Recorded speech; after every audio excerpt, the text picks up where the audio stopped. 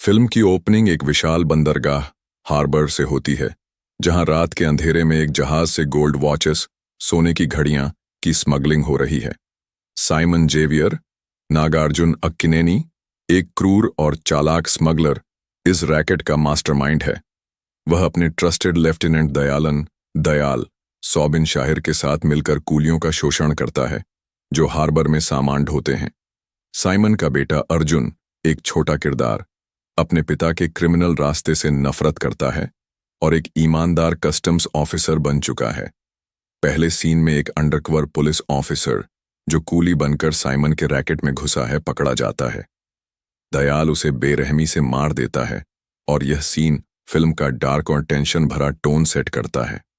दयाल ऐलान करता है कि कूलियों में एक और अंडरकवर ऑफिसर छिपा है और जो उसे पकड़ेगा उसे 2 करोड़ रुपए का इनाम मिलेगा। इससे हार्बर में डर और अविश्वास का माहौल बनता है। इसके बाद कहानी शिफ्ट होती है एक मैंशन बोर्डिंग हाउस की ओर, जिसे देवराज उर्फ देवा रजनीकांत चलाता है। लेकिन रजनीकांत की एंट्री अभी नहीं होती। पहले हम राजशेखर सत्यराज को देखते हैं, जो देवा का बचपन का दोस्त है।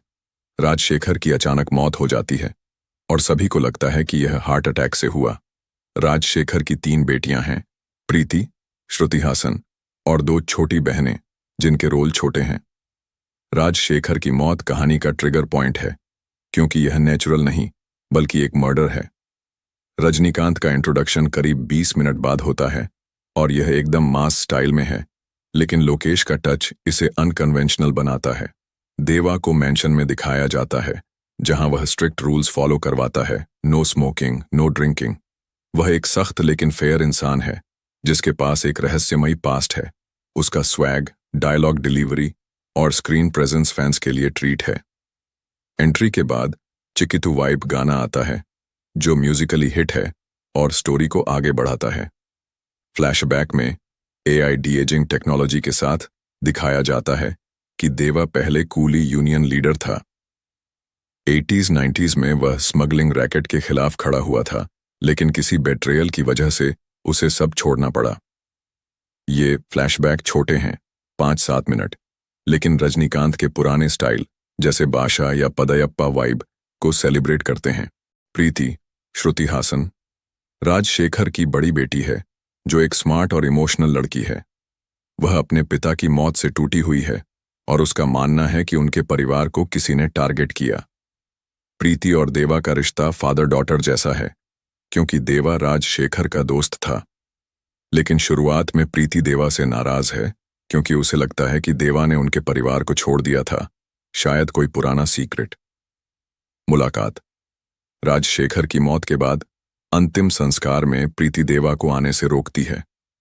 यह सीन इमोशनल है, जहां प्रीति कहती है, आपको यहां आने का हक नहीं है।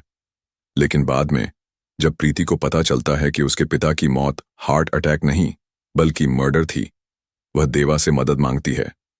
मुलाकात तब होती है जब दयाल और उसके गुंडे प्रीति का पीछा करते हैं, क्योंकि राजशेखर साइमन के लिए काम करता था और कोई सीक्रेट जानता था। देवा उसे बचाता है और यहीं से दोनों का बॉन्ड बनना शुरू होता है। देवा प्रीति को अपनी बेटी की तरह प्रोटेक्ट करता है। कुछ रिव्यूज में कहा गया कि यह इमोशनल कनेक्ट थोड़ा कमजोर रहता है, लेकिन श्रुति का परफॉर्मेंस अच्छा है। देवा को पता चलता है कि राजशेखर की हत्या साइमन और दयाल के रैकेट से जुड़ी है।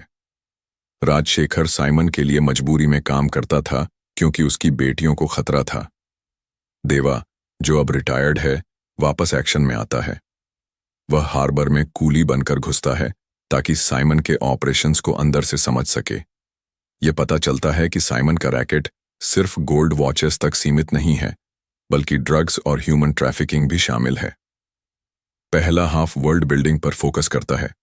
साइमन का किरदार, नागार्जुन, जोकर जैसा क्रेजी है, लेकिन उसकी क्रूरता डरावनी है। दयाल, सौबिन, उसका राइट हैंड है, जो स्मार्ट और खतरनाक है। अर्जुन, साइमन का बेटा, अपने पिता के खिलाफ कस्टम्स ऑफिसर के तौर पर काम करता है, लेकिन उसका रोल छोटा है। इंटरवल में एक बड़ा एक्शन सीन है, मैंशन फाइट, जहां देवा दयाल के गुंडों से भिड़ता है। यह सीन रजनीकांत के मास मोमेंट से भरा है और फैंस के लिए हाईलाइट है। गाने जैसे मोनिका, पूजा हेगड़े का डांस नंबर आते हैं, लेकिन कुछ जगहों पर गाने स्टोरी को धीमा करते हैं। आमिर खान का किरदार दाहा है, जो साइमन का बॉस है और एक फेरोशियस गैंगस्टर है। यह एक स्पेशल कैमियो रोल है जो सेकंड हाफ और क्लाइमैक्स में आता है। दाहा का इंट्रोडक्शन इम्पैक्टफुल है। वह साइमन को कंट्रोल करता है और रैकेट का टॉप लेवल रिप्रेजेंट करता है।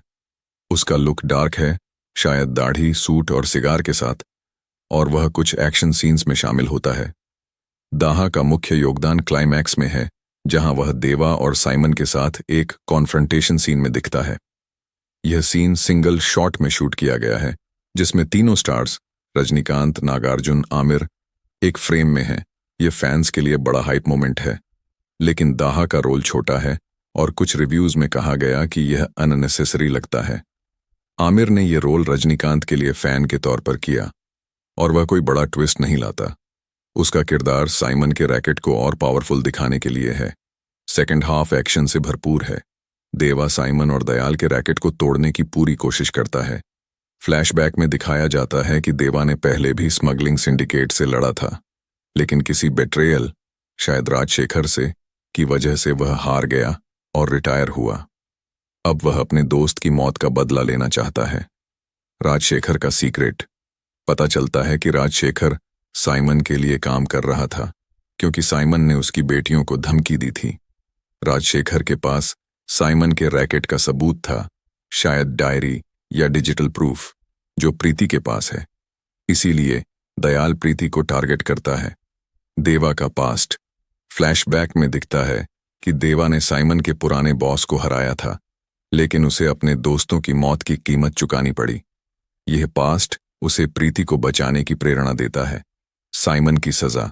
साइमन का किरदार सेकंड हाफ में कमजोर पड़ता है, क्योंकि दाहा, आमिर स्टोरी में आता है। साइमन का अंत दयाल के हाथों होता है, जो अपने बॉस को धोखा देता है। क्लाइमैक्स हार्बर में सेट है, जहां एक विशाल एक्शन सीक्वेंस होता है। देवा, दयाल और दाहा का आमना सामना होता है। देवा कूलियों को एकजुट करता है और वे साइमन के रैकेट को खत्म करते हैं। प्रीति को बचाया जाता है और राजशेखर की हत्या का सच सामने आता है। दाहा और दयाल का अंत होता है। दयाल की मौत खास तौर पर क्रूर है। फिल्म का अंत सैटिस्फाइंग लेकिन ओपन एंडेड है। देवा प्रीति और उसकी बहनों को सुरक्षित करता है और कूलियों को उनके हक के लिए नई यूनियन बनाने की प्रेरणा देता है। कोई पोस्ट क्रेडिट सीन नहीं है और यह एलसीयू से कनेक्ट नहीं होती। कुछ रिव्यूज में कहा गया कि स्क्रीन प्ले ड्रैग करता है और इमोशनल मोमेंट्स फ्लैट रहते हैं, लेकिन रजनीकांत की परफॉर्मेंस और अनिरुद्ध का म्यूजिक, खासकर बैकग्राउंड स्कोर, फिल्म को बचाते हैं।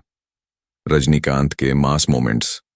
फिल्म में कई डायलॉग्स और एक्शन सीन्स हैं जो रजनी फैंस के लिए डिजाइन किए गए हैं, जैसे देवा एक बार जो कमिटमेंट करता है उसे पूरा करता है जैसा डायलॉग। उपेंद्र का रोल। उपेंद्र का किरदार कालीशा है, जो देवा का दोस्त और साइडकिक है।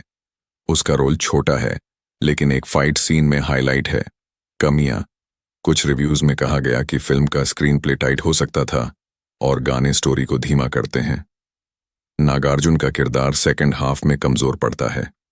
हाइलाइट्स: अनिरुद्ध का म्यूजिक, रजनीकांत की परफॉर्मेंस और क्लाइमैक्स का एक्शन।